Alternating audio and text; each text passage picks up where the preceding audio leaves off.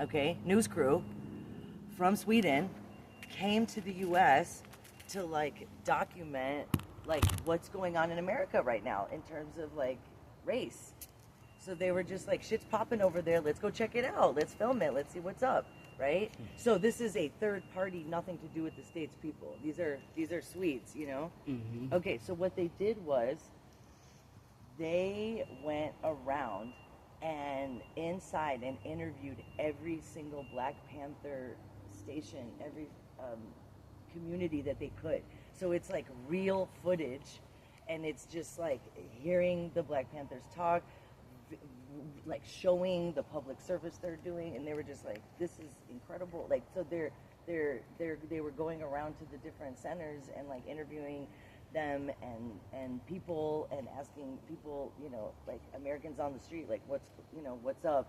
But it was really cool because it's like the only footage that we have of like what was going on at that time from a nonpartisan lens. And like when you are watching it, you're just like, oh my God, the Black Panthers were doing so much good. It's no wonder that the government like shut them down. Like it was very obvious when you see the work they were doing in the community, at the centers, like that.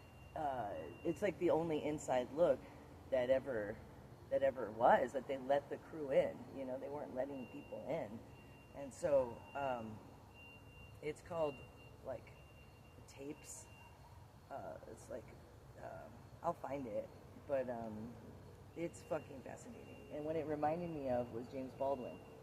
And so someone on that, because it's the narrators are like famous Black people who are like giving their perspective, like older, like that lived through the 60s. And one of them, and that I can't remember who it was a singer or something. This was the whole point of what I'm saying, is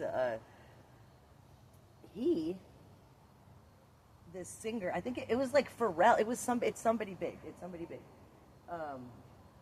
They were basically pulled off a flight, like got off the flight to, like, took a regular flight, got off the flight, were like pulled off the flight in Los Angeles because this person was just simply researching and reading about James Baldwin, just finding out about this man and what he said, like he's dead, and him, like they, like that was why this person was like incarcerated. Like they like took them, like completely, you know, halted,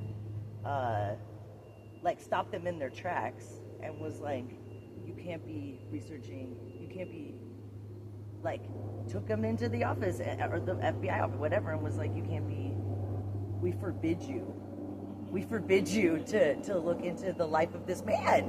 And he was just doing like regular research, like nothing scandal, like nothing, like just, oh, I want to read about this person I never heard about, you know, who sounds amazing. And he was the only one, like they had erased James Baldwin from the history books at that point. And so he was like, who is this amazing person, you know? And they didn't like that he was researching. Like, who the fuck cares what I do in my free time, you know? And they like stopped his life and told him to stop. And so that's what I remember from that. From that, it's just like, what? This was years ago, like probably around 2008, 2009, and it was just really shocking. It's like what people are like. There's so much gross, crazy shit that people are doing online, and you're gonna go after the information seekers. That's because they have a lot of hide. Part of their espionage little It's like cells. I mean, they. Yes. Like I said, they have a lot to hide. For one, for us at least, I mean, it's not just for us, but we're like more than most people. Yes, I'm doing it. You got it out. I'm doing it. Sorry, I got excited. I did it. I did it. Oh my God! Look how tiny it was. That was making my life miserable. Crazy. Wow. What the fuck? That's probably how they feel. Like, you tiny little man. Yeah. You're making our lives miserable. But you're not. That's the thing. It's like, so I've been living out of the country straight up. I left during the Bush administration. I told everybody I met, I'm a political refugee of the Bush administration. That's what I tell people. That is how I talked and walked in London. It was like right after September 11th. It was 2 million people, 3 million people, including me, protesting the war because Tony Blair was like, making England go to war too. And so I stayed in Europe since then. I left January 2002, and I just got back vision 6 years ago to the States. Just 6 years ago to Denver, Chicago. And so basically I'm looking for our international commune. Like, I'm looking for our place, like our rave commune. Like, I don't think it's going to be here unless things change, and I'm all for that change and want to promote that change. But my grandfather was a political prisoner in prison for many, many years in Serbia. And they had to flee Yugoslavia for Russia, and the fucking president or prime minister, whatever, is the one who personally got my grandfather out of jail as a political prisoner in Serbia, and then they had to flee to Russia, where my grandmother's from. And so my mom was raised and my uncle were raised in Russia instead of Belgrade, because of political differences. My grandfather was like big time in the party, and he got into an argument with the dictator, and then was imprisoned with children, like small children at home, and they had to give up their whole lives and move. And so my grandfather, there's been books written about him and his people. They were part of the International Communist Brigade, like 500 soldiers that came from Russia to fight for communism in Spain and France, fight for socialism. And he lived to tell the tale, and came back to, he won, he was awarded medals of freedom in France and Spain, and then, lived the rest of his life in Russia. But, that happened to my family too. And my mom actually went to the U.S. Army, which I always thought that was fascinating. How did they accept her? Yeah. This, like, daughter of a real important communist. So she passed the background check. I don't know how, but she became a sergeant in the Army. She was higher ranked than my dad. So they were both in the Army to get because they are doctors and their degrees weren't valid in America. So they went through medical school again through the U.S. Army when me and my brother and my sister were born. And we lived in Georgia for those 3 years. And then moved back to Chicago when their time was done. And now they're veterans. But they weren't, so it's just so interesting. I'm talking the other side of the spectrum, being jailed for your views, and it wasn't a free place, communist Yugoslavia, communist Russia. It wasn't a free society. Fucking thrown in jail. I went to jail in 2020, 2021. Damn. Because I was carrying concealed, but that was during the whole escapade with my mom and stuff like that. Like, when I learned... Did they call the cops on you or something? Well, she set me up. Oh, yeah. She wanted to kill you, so... She wanted to kill me multiple times. That's okay. She's psychotic. They have gotten a Freemason out of jail. Not them specifically, but when he got out, he went to the lady that my children were born by. He Not came to her your mom. No. I mean, your baby mama? I don't even call her that. Oh, wow. Yeah, they don't deserve that title. Okay. But anyway, I call her the donor. Okay. But anyway, he went to her mom's house when we were married.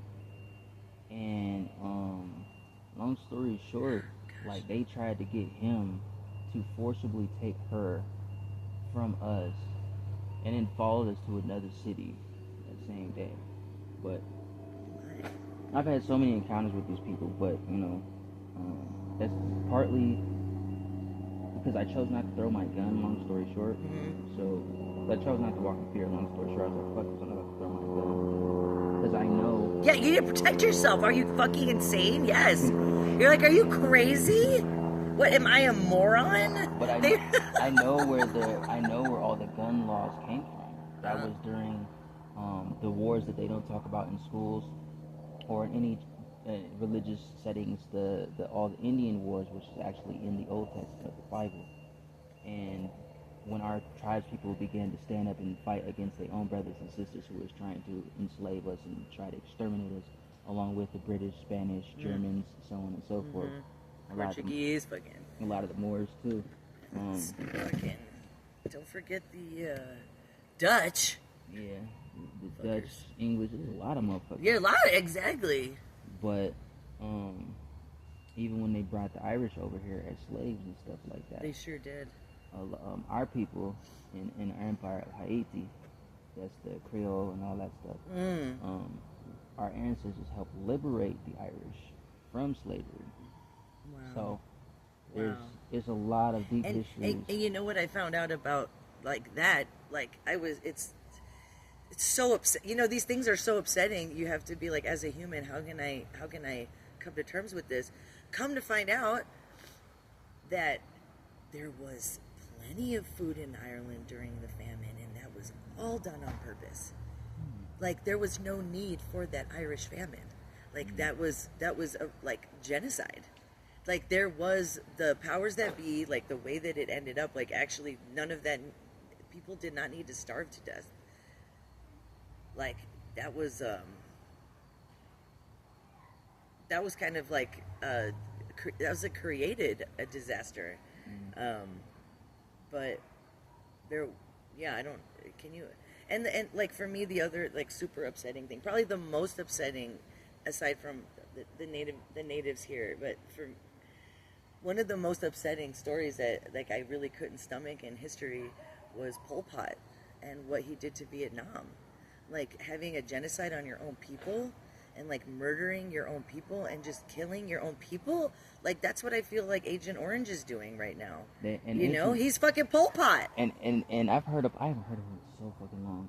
But yes, and that so once I learned like the extent of my ancestors' empires, which was all of North Central and South America, including Europe and Canada. Like, our people was all over the world, long story short, all over the earth, indigenous to the entire earth. But even Vietnam, like, after they had started giving other people's heritages and identities to other people, just like they did in America, because being native to America is different than being indigenous to America. You know what I'm saying? For example, not to get too off topic because it runs in the same. So a lot of Native Americans today are not the original indigenous peoples to America. Totally. They, just like a lot of the Mongols that they call Chinese, which are not actual Chinese, just like the original Copan or Alpan of Japanese are not the Mongols that they say are Japanese. Yeah, my gosh. That goes into my people, the Maya, Aztec, Hindu, Peruvians, the original Guatemalans, and victims of Agent Orange and stuff like that. Because a lot of them, you know what I'm saying, through these genocides, the Holocaust, so awful. They switched the identities, and they did that through the Papal Bulls, the Papal Bulls, the Doctrine of Discovery. They tried to erase, going back to the Haitian Revolution, Jean-Jacques, who was the emperor. They tried to completely erase him. You know what I'm saying? The British especially was like, nah, y'all can't know nothing about him. King Kamehameha, Queen Califia, the whole family line, like even the original king of Britain, which is more melanated than I am, you know what I'm saying? The true royal family. And they, in the midst of erasing their identity and their heritage, which is why they teach in schools that, as they say, people say black Americans, if you will, were descendants of slaves. But all of our tribes were nothing but royalty. And I've searched my genealogy beyond the systems that Right. falsified genealogy, and all of mine are nobles, royal priesthoods, emperors, and pharaohs. My entire genealogy on all sides.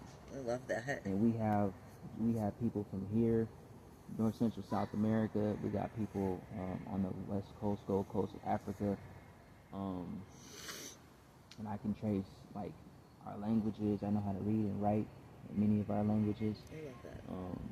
And speak. Do you speak Spanish? No, I'm not Spanish.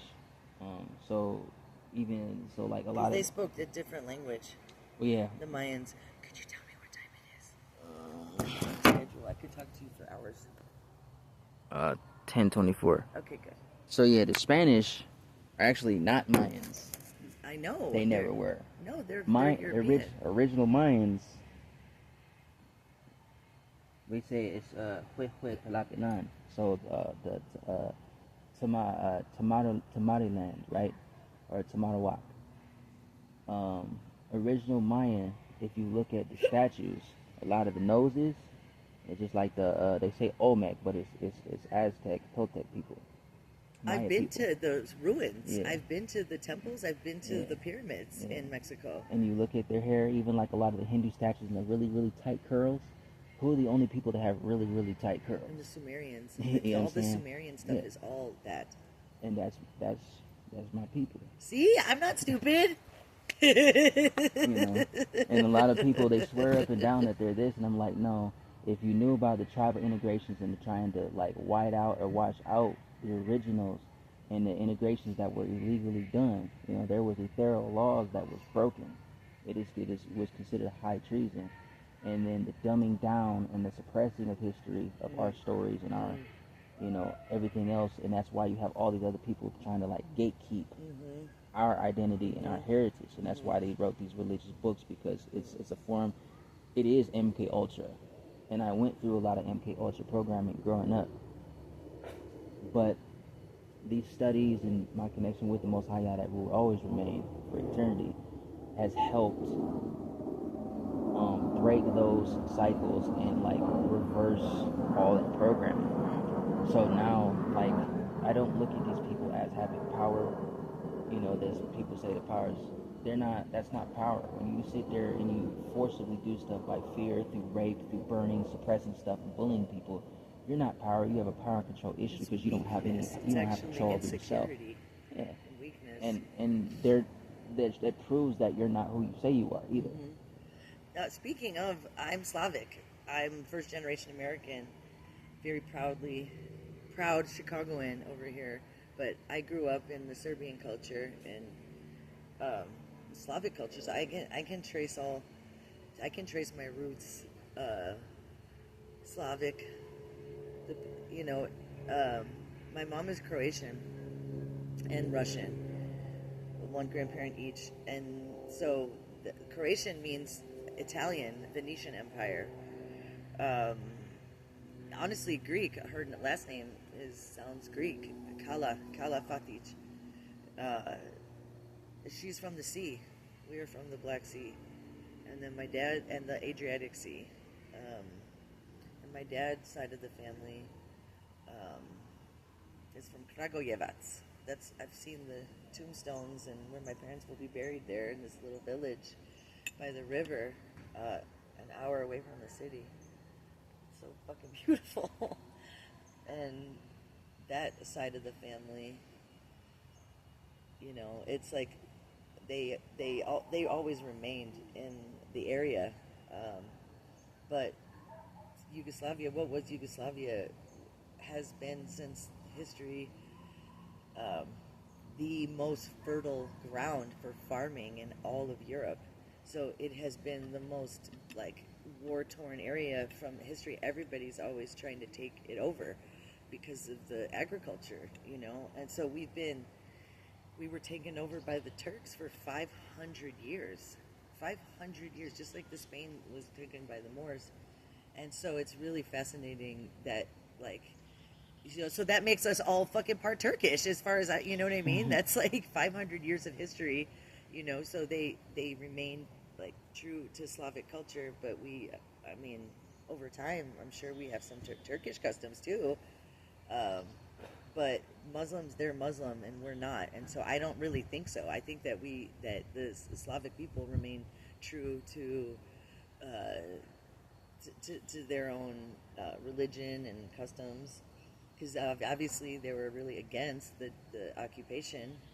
And it's fascinating to me that they were able to get it back, like after 500 years, to still have your identity and to then like take back your country, which was the Kragujevac family, the royal family. They took it back. In Valencia, where I'm from, Spain. Do you know that the city symbol is a bat? Is a bat because a bat saved the day when they were at war so the Moors were, also in Spain for 500 years.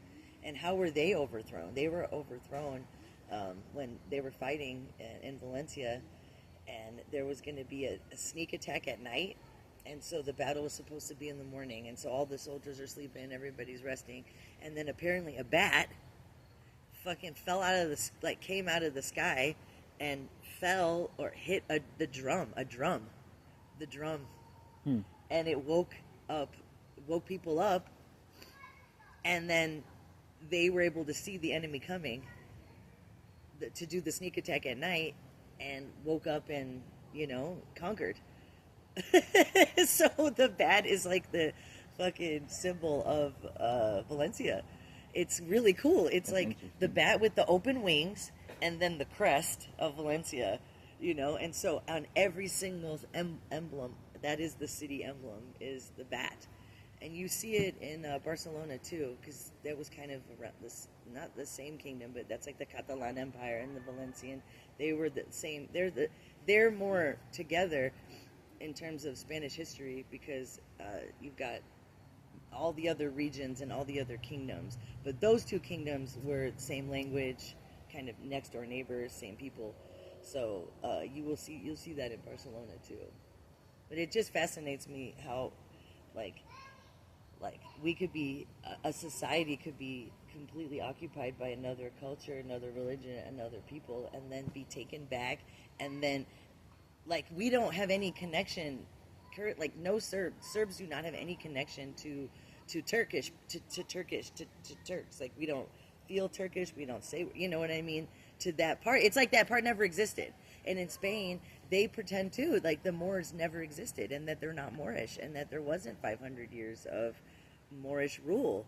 It's like that history was erased, and now it's just Spanish, So that's kind of interesting. They controlled narratives, propaganda, man. Yeah. Because Slavic people detest Muslim people. It's I don't know where this probably comes from, that domination, but I've never seen that kind of hate. Like, people like really hate Muslim people, and around the world. I mean, it's really like hard for me to stomach,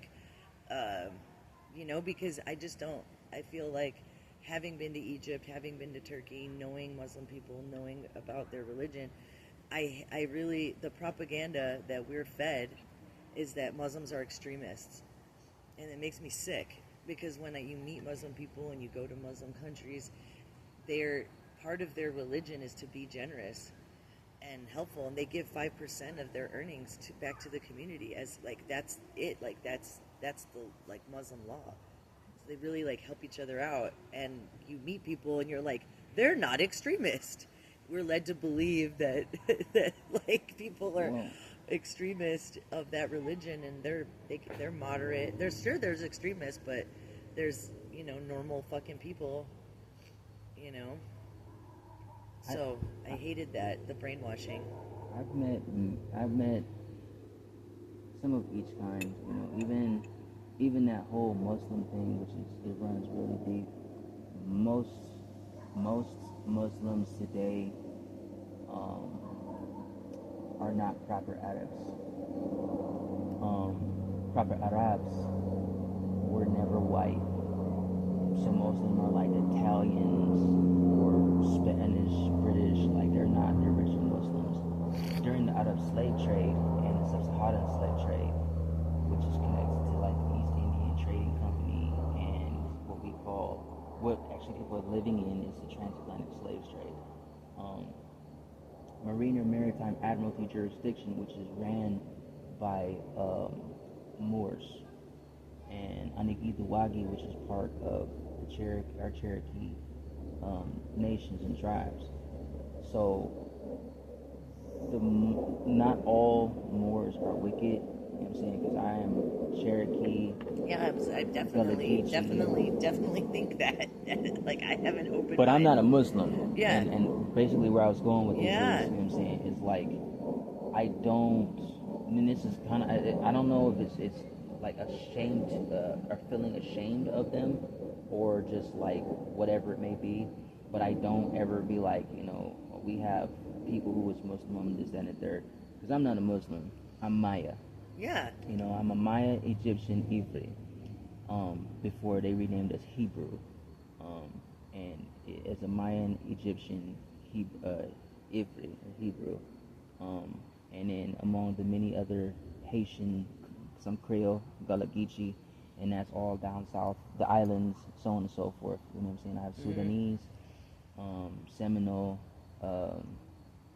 we go to Belize, to Peru, like Hindu, like I got from all of that, you know, because we're the original, like if you, the deeper, even like a lot of the Slavic stuff, like when you study a lot of the Slavic stuff, and where they get the terminology slave from, and a lot of the Swarthy stuff, a lot of shit been hijacked, a lot of stuff been twisted and altered, but I noticed there was an integration, and that's where when you can see it, how people are like, oh, they act like this didn't happen there, this didn't happen there. Right. That's where them integrations came, because the goal was to try to get people to not only know that stuff existed, but to not remember of those who did remember it and who were survivors of this, that, and the third, and prisoners of war, whatever.